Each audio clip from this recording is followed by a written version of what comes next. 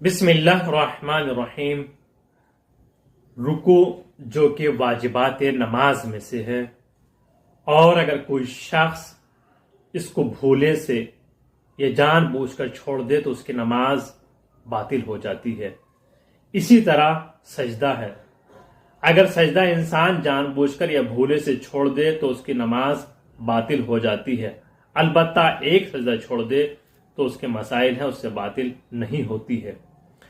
لیکن جب انسان سجدہ کرتا ہے تو اس کے لیے یہ ہے کہ جو سجدہ گاہ ہوتی ہے، جو 4 انگلیاں ہیں، اس سے اونچی جگہ نہ ہو اور اس سے گہری بھی جگہ نہ ہو۔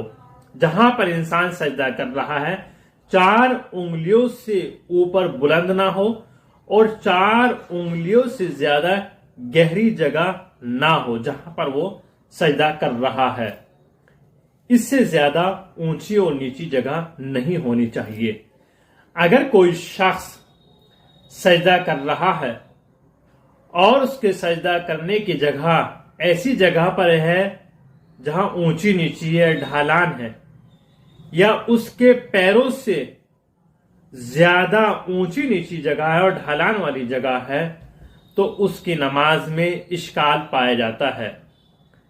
بہتر یہی ہے کہ اس کی سجدہ گاہ، سجدہ کرنے کی جگہ اور اس کے پیر رکھنے کی جگہ دونوں برابر ہوں، مساوی ہوں، اوپر نیچے نہیں ہونی چاہیے، اور جس پر سجدہ کر رہا ہو 4 انگلیوں سے اونچی جگہ بھی نہیں ہونی چاہیے، اس سے نیچے ہو کوئی حرج نہیں ہے۔